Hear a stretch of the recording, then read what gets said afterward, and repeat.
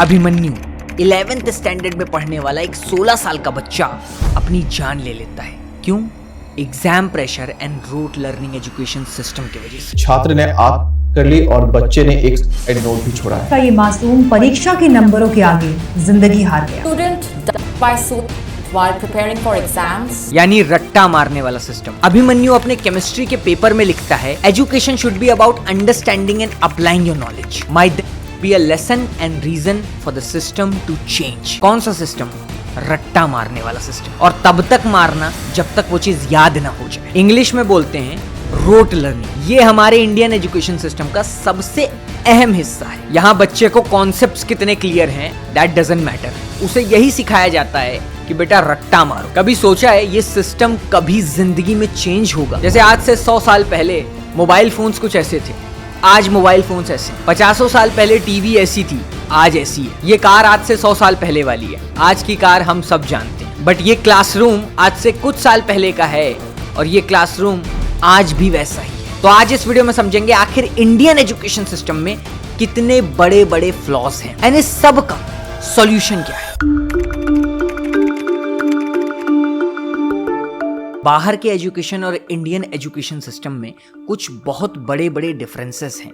सबसे पहले एक एक करके वो समझते हैं। मोस्टली डेवलप्ड कंट्रीज की गवर्नमेंट और पब्लिक एजुकेशन के लिए बहुत ही डिफरेंट अप्रोच रखती है। वहां के पॉलिसी मेकर्स एजुकेशन को एक बहुत बड़ी इन्वेस्टमेंट की तरह देखते हैं, जो बाद में उनके देश के लिए फायदेमंद होती है। क्योंकि एक चीज उन्हें हमेशा पता है कि bright minds leads to bright nation. हर साल कुछ नया बदलाव लाते हैं ताकि ये जो सीखने और सिखाने का सिस्टम है ये और ज्यादा इफेक्टिव हो जाए। लेकिन हम उन लोगों से बहुत पीछे हैं जिनमें ये 5 सबसे क्रूशियल सेटबैक्स हैं जिनको तुरंत रिफॉर्म करने की जरूरत है। The structure of syllabus, grading, admission process, teaching methodologies and evolution methods. Basically developed countries का एजुकेशन होलिस्टिक डेवलपमेंट पे फोकस करता है, वेयरएज हम लोग खाली ग्रेड्स पे फोकस करते हैं। मार्क्स लाया तो बहुत अच्छा स्टूडेंट, मार्क्स नहीं आए तो सबसे खराब स्टूडेंट। क्या लगता है सारे बच्चे एक जैसे होंगे? अभी तक लोग इस बात को नहीं समझ पाते हैं कि बच्चों को आप ग्रेड के बेसिस पे जज नहीं कर सकते हो। डू वी इवन रियलाइज कि उस बच्चे पर क्या बीतती है जब उसे बहुत ही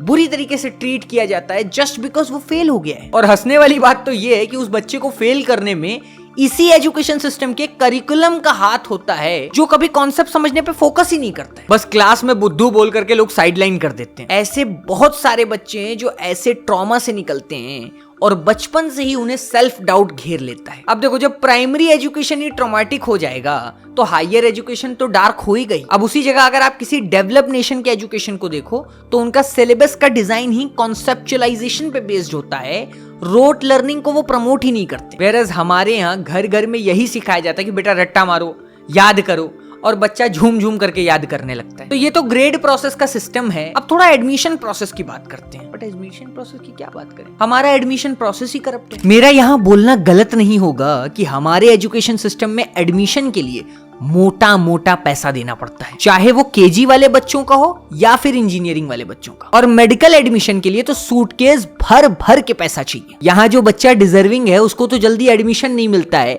मगर अगर पैसा और पावर है तो एडमिशन कोई बहुत बड़ी बात नहीं है। अब ये एडमिशन किस चीज में हो रहा है? लोगों को एक रेस में दौड़ने के लिए, और वो रेस का नाम है रैट रेस। ये जो रैट रेस है ये तभी से शुरू हो जाती है जब बच्चा 5 से 6 साल का होता है। उस बच्चे को पता नहीं चलता है बट वो सबकॉन्शियसली एक कॉम्पिटिटिव एनवायरनमेंट जिसका नाम स्कूल है उसमें घुल मिल जाता है। जैसे ही कुछ टाइम बीतता है, इंडियन पेरेंट्स अपनी इच्छाएं, अपनी उम्मीदें बच्चे पर थोपने लगते हैं। अब वो बच्चा रेस के ट्रैक पर आ चुका है और उस रेस का नाम है एकेडमिक एक्सीलेंस। रेस है क्लास में टॉप करना, रेस है मैक्सिमम ऑब्टेनेबल मार्क्स लाना। लेकिन उस बच्चे पे जो प्रेशर बिल्ड होता है वो किसी को नहीं दिखाई देता है। एकेडमिक एक्सीलेंस के प्रेशर के चलते बच्चे रोट मेमोराइजेशन को प्रेफर करते हैं। रोट मेमोराइजेशन के चलते बच्चा कॉन्सेप्ट कभी समझता ही नहीं है। वो 3 इडियट्स में साइलेंसर का कैरेक्टर देखा है ना, मतलब रट्टा मार लो, हिंदी में चाहे जो कुछ भी लिखा हुआ है। अब बच्चा रट्टा मार मार के पास तो हो जाता है, बस उसके कॉन्सेप्ट छूटते रह जाते हैं। And this is where rote memorisation failed. क्योंकि कोई भी कॉम्पिटिटिव एग्जामिनेशन आप रट कर क्लियर नहीं कर सकते हो। One needs to have a deep understanding of the subject in order to clear any competitive exam. अब रोट मेमोराइजेशन एक इंडिविजुअल की क्रिटिकल थिंकिंग को ही अफेक्ट कर देता है। अब हमारे देश में छोटे छोटे गांव से लेकर बड़े बड़े शहरों तक स्कूल्स एंड कॉलेजेस में रोट मेमोराइजेशन ही प्रमोट हो रहा है। क्यों?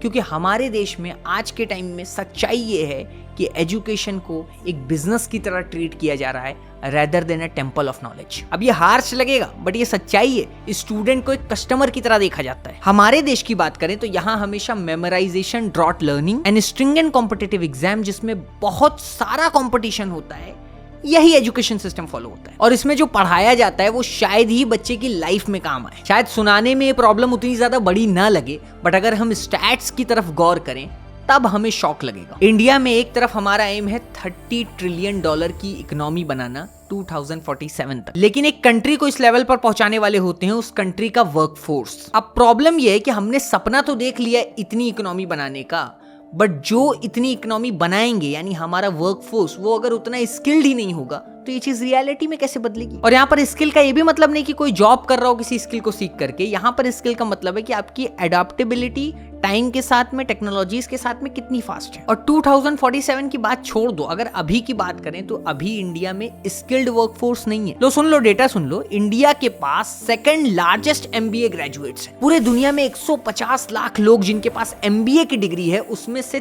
23,40,000 लोग इंडिया के। मगर उसके बाद भी ये MBA graduates unemployed. The Associated Chambers of Commerce and Industry of India, ASSOCHAM, says that only 7% of MBAs that graduate every year are employable. सोच सकते हो कितनी बुरी हालत है हमारे एजुकेशन सिस्टम की। केवल 7%, और 7% भी वो हैं जो इंडिया के प्रेस्टीजियस इंस्टीट्यूट से एमबीए कर रहे हैं। बाकी के लाखों लोगों का क्या? कैलकुलेशन बता दूं, 23,40,000 लोग हैं पूरे दुनिया में इंडिया के जो एमबीए करते हैं, उसके 7% लोग ही एम्प्लॉयबल हैं। तो नॉन एम्प्लॉयबल कितने लोग हुए? 21,76,200 लोग अनएम्प्लॉयड हैं जो एमबीए कर रहे हैं। अब यहाँ पर एसोचैम खुद कहता है कि इंडिया का आउटडेटेड एजुकेशन सिस्टम ही इसका सबसे बड़ा कारण है। उनका मानना है कि हमारा education system new business practices से रेलेवेंट ही नहीं। अभी भी हमारे इंस्टीट्यूट वही 50 साल पुराना घिसा पिटा थ्योरीज एक्सप्लेन कर रहे हैं। दुख होता है जब पैसा खर्चा करके आप कॉलेज एजुकेशन कंप्लीट करते हो और बाद में जॉब में सैलरी के नाम पे चंदा मिलता है। और ये सब होने का वही कारण है, आउटडेटेड करिकुलम। अरे भैया, ऐसे कोर्सेज करके क्या फायदा जो आपको आउटडेटेड चीजें सिखा रही हैं। कोर्सेज तो ऐसे होने चाहिए जो आपको इंडस्ट्री स्टैंडर्ड के अकॉर्डिंग स्किल्ड और जॉब रेडी बनाए। ऐसे ही एक बिजनेस स्कूल है जिनका 18 मंथ का full time post graduate business management programme ना सिर्फ आपको इंडस्ट्री रेडी बनाता है, बल्कि इनका करिकुलम इंडस्ट्री एक्सपर्ट्स ने डिजाइन किया है, जो कि ऊबर, मिंत्रा और मैकेंजी जैसी कंपनीज खुद बिल्ड कर चुके हैं। यस, मैं बात कर रहा हूँ स्केलर स्कूल ऑफ बिजनेस की। इस प्रोग्राम में आप इंडस्ट्री एक्सपर्ट से पढ़ेंगे जिनके पास थ्योरेटिकल के साथ साथ प्रैक्टिकल एक्सपीरियंस भी है। स्टूडेंट्स को प्रैक्टिकल एक्सपोजर देने के लिए उन्हें कंपनी सोर्स प्रोजेक्ट्स पर काम करना होगा और 3 महीने की मैंडेटरी इंटर्नशिप करनी होगी। सबसे इंटरेस्टिंग पार्ट इनके करिकुलम का है कि स्टूडेंट्स को अपना खुद का बिजनेस बिल्ड करना होगा, जिसके लिए वो फंडिंग भी उठा सकते हैं। इनके पास 1200 प्लस प्लेसमेंट पार्टनर्स हैं जो आपको प्लेसमेंट में हेल्प करेंगे। ये प्रोग्राम अर्ली सितंबर में स्टार्ट होने वाला है, जिसमें सिर्फ 75 स्टूडेंट्स को एडमिशन मिलेगा। साथ ही साथ आपके पास अपॉर्चुनिटी है अप टू 100% स्कॉलरशिप की। अप्लाई करने के लिए आप डिस्क्रिप्शन या पिन कमेंट चेक कर सकते हो। तो ये बदलाव की एक पहल है हिंदुस्तान में, मगर बाहर के एजुकेशन को देखें और इंडियन एजुकेशन सिस्टम को देखें तो टीचिंग मेथोडोलॉजीज में भी बहुत डिफरेंस है। बाहर के education system diverse teaching method का यूज करते हैं, सिर्फ टेक्स्ट बुक और क्लासरूम पर स्टक नहीं हो जाते। There are multiple teaching methods. Activity based learning, जिसमें कोई ना कोई एक्टिविटी करवाई जाती है। Experimental based learning, experimental learning में उनसे एक्सपेरिमेंट्स करवा करके उनको सिखाया जाता है। अगर उन्हें किसी जगह पर लेकर के जाना है तो वहां लेकर के जाया जाएगा, उन्हें रियल लाइफ एक्सपीरियंस कराया जाएगा चीज़ों के बारे में। गेम बेस्ड लर्निंग, अब हमारे यहाँ तो सिखाया ही बचपन से जाता है कि खेलोगे कूदोगे होगे खराब, पढ़ोगे लिखोगे बनोगे नवाब। तो बच्चों को हमेशा सिखाया जाता है कि गेम्स से दूर रहो।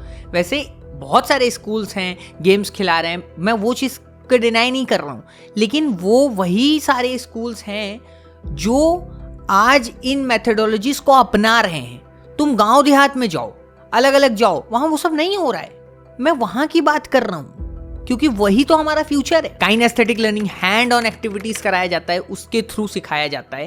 There are multiple teaching methods. अब यहाँ के टीचिंग मेथड्स की बात कर लो तो यहाँ के तो टीचर्स ही नहीं ट्रेंड होते हैं। इन टीचर्स के वीडियोस आपने जरूर देखे होंगे, लोग इसे फन में लेते हैं, बट ये फन नहीं है। देश का राष्ट्रपति कौन है? सबसे जो प्रथम नागरिक है वो कौन है, आपको नहीं मालूम? प्रथम राष्ट्रपति ये वो टीचर हैं जो इंडिया के फ्यूचर को पढ़ा रहे हैं और इनको खुद नहीं पता है, स्पेलिंग्स नहीं पता है इन्हें। पढ़ के सुनाइए तो एक JUNGU क्या हुआ?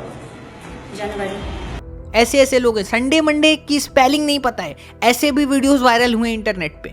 बट ये हंसी मजाक नहीं है, ये वो लोग हैं जो छोटी छोटी जगह पे बच्चों को पढ़ा रहे हैं और इन्हीं लोगों के हाथ में उन मासूम बच्चों का फ्यूचर है।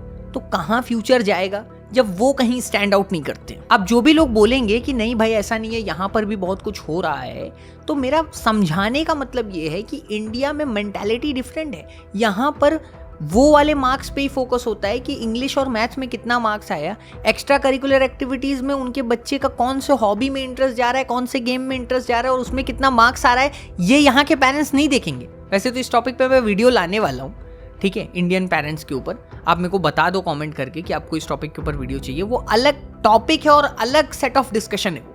बट अभी के लिए मैं ये बता रहा हूँ कि वो चीज़ उस लेवल पे प्रमोट ही नहीं होती है। यहाँ पर प्रमोट क्या होता है? इंग्लिश। हमारे यहाँ एक बेसिक सी चीज़ है, मैंने अपने Indians trying to be American वाली वीडियो में भी ये चीज़ कोट करी थी कि लोगों को बहुत ज़्यादा शौक है ये चीज़ बताने में हमारा बच्चा इंग्लिश मीडियम स्कूल में पढ़ता है।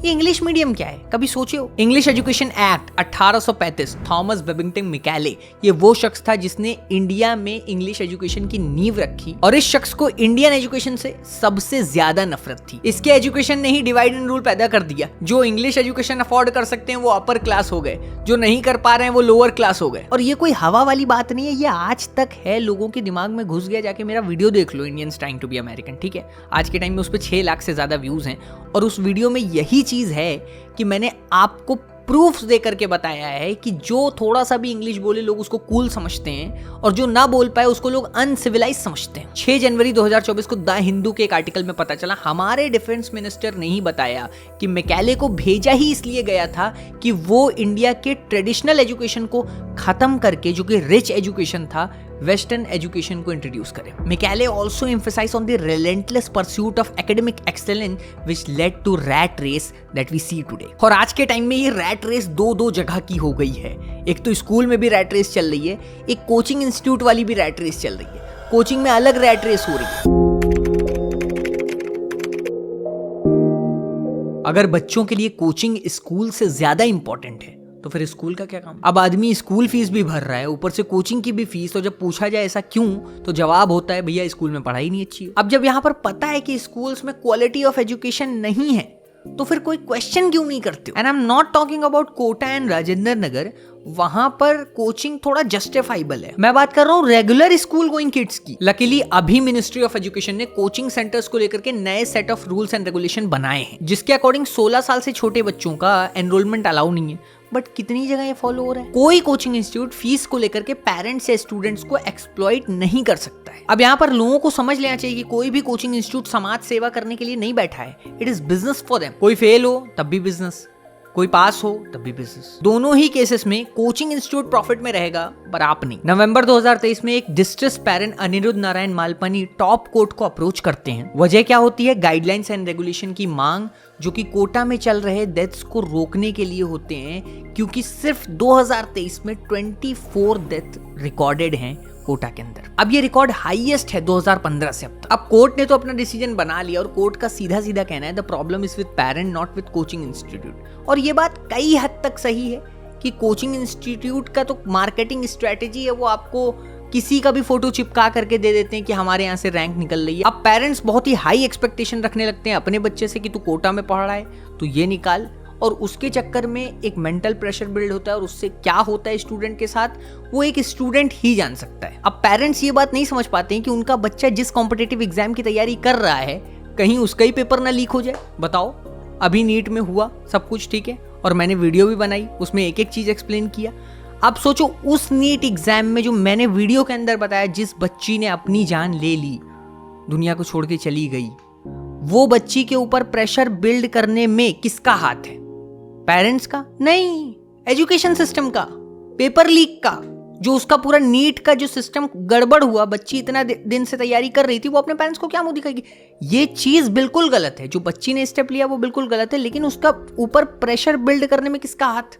Education system. आज के टाइम में पेपर लीक के कॉन्टिन्यूअस न्यूज मिलते रहते हैं। यूपी में पुलिस कांस्टेबल की भर्ती ले लो या फिर राजस्थान में टीचर की भर्ती ले लो। अभी हाल ही में नीट पेपर लीक आ गया, वो सब लोगों ने सुना। बट अभी लेटेस्ट में सबसे शर्म की बात तो ये है कि नीट पेपर कंट्रोवर्सी के चलते चलते यूजीसी नेट का भी पेपर, मिंट की एक रिपोर्ट के मुताबिक सीबीआई ने कंफर्म किया है कि यूजीसी नेट का पेपर 6 लाख रुपए में डार्क वेब पे लीक हुआ। अभी ये पेपर लीक की न्यूज चल ही रही थी कि एक और फ्रॉड सामने आ गया, यूपीएससी फ्रॉड। अब तो आम आदमी का यूपीएससी एग्जाम से भी भरोसा उठ रहा है। अगर कोई यूपीएससी में झोल कर सकता है तो भाई अमीरों के लिए और एग्जाम तो फिर हाथ का खेल है। इंडिया टुडे के एक आर्टिकल के मुताबिक यूपीएससी ने अभी एक केस फाइल किया है पूजा खेतकर के ऊपर। Pooja Khedkar is accused of forging disability certificates. Further investigation में तो ये भी पता चला है कि पूजा ने कई मल्टीपल आइडेंटिटी फ्रॉड्स किए हुए हैं पास्ट में। अब सवाल यह है कि यूपीएससी जैसे कॉन्स्टिट्यूशनल बॉडी पर फ्रॉड कैसे हो सकता है, और क्या इतना आसान है यूपीएससी को धोखा देना? मतलब क्या पूरा का पूरा सिस्टम ही करप्ट है? ये हालत है आज के टाइम में एजुकेशन सिस्टम की। और ये तो हायर लेवल ऑफ एग्जाम्स की बात है।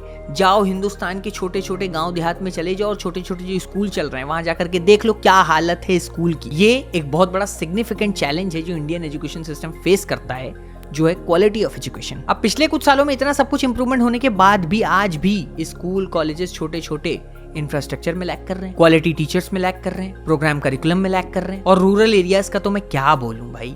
मैं यूपी के छोटे से जिले गोंडा से बिलोंग करता हूं और वहां पर भी आसपास बहुत सारे गांव हैं और मैं टहला घूमा हूं यार बचपन से, ठीक है। मैंने देखा, मैं शहर में ही रहता हूं बट मैंने बहुत सारे गांव देखे हैं, ठीक है। आज भी कितने ऐसे स्कूल हैं जहां इलेक्ट्रिसिटी नहीं। According to a report published by Brainfield in April 2019, only 32.26% of rural schools in primary, 47.95% in upper primary, 70.05% in secondary and 84.85% in higher secondary are equipped with electricity connection। यही report बताती है कि 1,10,548 schools ऐसे हैं जिसमें water supply नहीं, no proper toilet and qualified teachers की तो भाई बहुत ज्यादा कमी है। देखो स्क्रीन पे ये नंबर हाईलाइट हो रहे हैं, इतने इतने टीचर्स की कमी है। अब ये सब के साथ साथ हद तब हो जाती है जब हम लोग को इंटरनेट पर ऐसे वीडियोस देखने के मिलते हैं जहां पर मिड डे मील में भी धांधली होती है।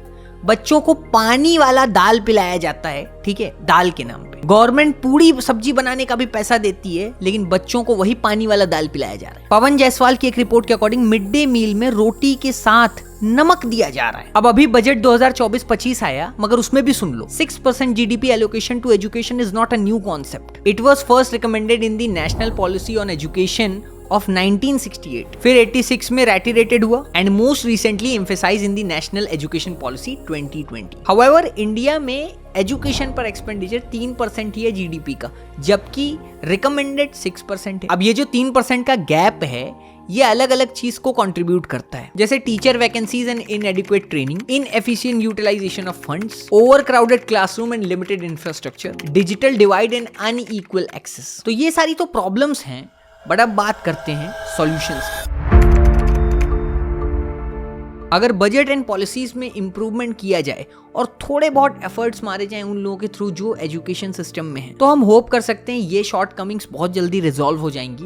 एंड इसमें बहुत ज्यादा कंट्रीब्यूशन पेरेंट्स का भी है और फिर जाकर के एजुकेशन हमारे देश में बच्चों के लिए बहुत ज्यादा एक्सेसिबल हो जाएगा। देखो लास्ट में यही बोलना चाहूंगा कि अगर तुम्हें कोई भी चेंज चाहिए, बदलाव चाहिए, तो एक आदमी के बोलने से नहीं होगा, सबको बोलना होगा। अब अगर बदलाव चाहिए तो पॉलिसीज में बदलाव करना होगा, एजुकेशन अलॉटेड फंड्स को स्ट्रिक्टली मॉनिटर करना होगा, करप्शन को तो तुरंत बंद करना होगा एंड सबसे इंपॉर्टेंट टीचर ट्रेनिंग पे इन्वेस्ट करना होगा गवर्नमेंट को। जितना ज्यादा टीचर्स की ट्रेनिंग होगी उतना ही अच्छे बच्चे पढ़ाई करके निकलेंगे। इंडिया में टीचर्स क्वालिटी को लेकर के बहुत सारे सवाल उठते हैं और गवर्नमेंट अभी एक्शन भी ले रही है, जैसे बीएड को मैंडेटरी कर दिया टीचर्स के लिए, वो सब ठीक है, लेकिन कोर लेवल पे जाकर के भी बहुत सारे स्किल्स एंड ट्रेनिंग को सिखाना होगा टीचर्स को। प्राइमरी टीचर्स के लिए डीएलएड को मैंडेटरी कर दिया, लेकिन प्रॉब्लम ये नहीं है, प्रॉब्लम ये है कि यहाँ के लोग ये सब को सीरियस लेते ही नहीं है। उनका ध्यान होता है सर्टिफिकेट पर, वो मिले तो नौकरी लगे, और नौकरी लगी तो फिर भाई उनका वही है सरकारी नौकरी। और फिर मैंने तो ऑलरेडी सरकारी नौकरी वाले टॉपिक पे वीडियो बनाई, जाके देख लो, उसमें सब चीज़ बताया कि सरकारी नौकरी को लेकर के क्या माइंडसेट है लोगों का। और एजुकेशन सिस्टम को बदलने में हर आदमी को भी अपना माइंडसेट चेंज करना होगा, ठीक है। आज के टाइम में जब तक तुम मंदिर मस्जिद की मानसिकता अपने दिमाग में बैठाल करके चलते रहोगे, कम्युनल हेट अगर अपने दिमाग में रखोगे, तो तुम ग्रो नहीं कर पाओगे, क्योंकि तुम फिर कभी क्वालिटी एजुकेशन के लिए मांग ही नहीं करोगे। तो तुमको जो मिल रहा है वही दिया जाएगा हमेशा, क्योंकि तुम्हारे अंदर मंदिर मस्जिद ज्यादा इंपॉर्टेंट है तुम्हारे लिए एजुकेशन इंपॉर्टेंट नहीं है। तुम जो एजुकेशन का मंदिर था उसको अपने दिल में बसा नहीं रहे हो, ठीक है। तुम्हारे अंदर एक कम्युनल हेट बढ़ता जा रहा है, एक कम्युनिटी को लेकर के दूसरे कम्युनिटी को लेकर के। इंस्टाग्राम कमेंट सेक्शन उठा करके देख लो, लोग क्या क्या बकवास करते हैं एक दूसरे की कम्युनिटी के लिए। और ये वही लोग हैं जो एजुकेशन में बिल्कुल ही वीक हैं। इन्होंने ना ही अपने धर्म को पढ़ा है, ना ही ये अपने प्रोफेशनल करियर में कोई पढ़ाई कर रहे हैं। जब तक तुम छपरीगिरी में बिजी रहोगे, नारेबाजी में बिजी रहोगे, तब तक गवर्नमेंट भी तुमको नहीं परेशान करेगी, ठीक है। ये सच्चाई है आज के टाइम की। तुमको नहीं परेशान करेगी कि भैया ये मत करो। कौन रोक देता है कि नहीं भाई, एल्विश भाई के आगे कोई नहीं बोल सकता है, उसको जाकर के कौन रोक देगा? कोई नहीं रोकेगा। बढ़िया है, करते रहो भाई, ठीक है। तुम्हें डिसीजन लेना पड़ेगा कि तुम एजुकेशन के लिए आवाज उठाओ। जब तुम आवाज उठाओगे और तुम्हारे जैसे मिलियंस ऑफ पीपल आवाज उठा देंगे, एक एक बंदे से ही चेंज आएगा और फिर गवर्नमेंट एक्शन लेगी, चेंजेस होंगे, पॉलिसीज बदलेंगे, टीचर्स ट्रेनिंग पे काम होगा, ये सब चीजें होंगी। लेकिन वो कब होगा? जब तुम खुद अपने माइंडसेट में शिफ्ट लेकर के आओगे कि तुम्हें ये सब चीज़ फर्क ही नहीं पड़ता है। तुम एक डेवलप नेशन की तरफ जा रहे हो, तुम्हें इंडिया को डेवलप करना है, तो तुम सबसे पहले अपने आप को डेवलप करने ऊपर काम करोगे। अपने आप को डेवलप करने के लिए अपने माइंडसेट के ऊपर काम करोगे, अपने हेल्थ के ऊपर काम करोगे और अपने एजुकेशन के ऊपर काम करोगे, सेल्फ एजुकेशन एंड जो तुम पढ़ाई कर रहे हो कॉलेज में उस वाले एजुकेशन के ऊपर। जब तुम उसको प्रायोरिटाइज करना शुरू कर दोगे तो तुम्हारे जैसे मिलियंस ऑफ पीपल प्रायोरिटाइज करना शुरू करेंगे, और जैसे जैसे प्रायोरिटी बढ़ती चली जाएगी वैसे वैसे वो चीज अपने आप गवर्नमेंट की नजर में बहुत ज्यादा हाईलाइट होने लगेगी। Also one more thing that I wanted to add कि एजुकेशन सिर्फ एक इंस्ट्रूमेंट नहीं है कि तुम्हारी खुद की लाइफ बदले। एजुकेशन से तुम मिलियंस ऑफ पीपल की लाइफ बदल सकते हो। एजुकेशन कितना इंपॉर्टेंट होता है ये समझो। By using right set of education you can motivate others, you can inspire others, you can lift the nation. अरे हम सब मिल करके ना एक एरा बना सकते हैं जहां पर हर इंडिविजुअल क्यूरियस है एजुकेशन के लिए, और जैसे जैसे तुम्हारी क्यूरियोसिटी बढ़ेगी वैसे वैसे हमारे एजुकेशन सिस्टम में बदलाव आना शुरू होगा। जब तुम क्यूरियस ही नहीं होगे, जब तुम उस चीज के लिए मांग ही नहीं करोगे, आवाज ही नहीं उठाओगे, तो उस चीज के लिए क्यों लोग सवाल करेंगे तुमसे। थैंक यू सो मच, आपने इस वीडियो को यहाँ तक देखा। आई होप बहुत सारे लोग लास्ट तक देखते हैं, तो एक बार जाकर के कमेंट करना कि लास्ट तक देखा। वो कमेंट मुझे बहुत अच्छा लगता है। पर्सनली मैं एक चीज़ बोलना चाहूँगा कि मेरे चैनल पे 70% ऐसे लोग हैं जो सिर्फ वीडियो देख करके चले आते हैं, चैनल को सब्सक्राइब नहीं करते हैं। 30% ही ऑडियंस ऐसी है जो चैनल को सब्सक्राइब करे हुए। प्लीज़ अगर आपने यहाँ तक इस वीडियो को देखा, प्लीज़ इस चैनल को सब्सक्राइब करिए। एक वीडियो बनाने के पीछे बहुत सारे लोगों की मेहनत होती है, तो प्लीज़, एंड सब्सक्राइब बिल्कुल फ्री में होता है, तो प्लीज़ सब्सक्राइब कर लीजिए, ठीक है। एंड अगर आपके पास कोई बहुत यूनिक टॉपिक है और आप चाहते हो कि मैं उसके ऊपर वीडियो बनाऊं, तो आप मेरे इंस्टाग्राम पे आकर के मुझे डीएम कर सकते हो। @mahinarji मेरा इंस्टाग्राम हैंडल है, और आप अपना टॉपिक भी भेज सकते हो। मैं और मेरी टीम बैठेंगे उसके ऊपर और हम लोग बनाएंगे उसके ऊपर video. Thank you so much, आपने इस वीडियो को यहाँ तक देखा। एंड ऐसे थॉट प्रोवोकिंग टॉपिक्स को ज़रूर शेयर किया करिए ताकि ज़्यादा से ज़्यादा इम्प्रूवमेंट हम लोग लेकर के आ सकें। हमारा एक ही एम है, हमें स्ट्रॉन्ग माइंडेड लोगों की कम्युनिटी बनाना है इस चैनल पे। अगर आप इस कम्युनिटी का पार्ट बनना चाहते हैं तो आप सब्सक्राइब करके बेल आइकन को ऑन कर दीजिए। Thank you so much. मैं अगली वीडियो में आपसे मिलूँगा। बंद कर दो।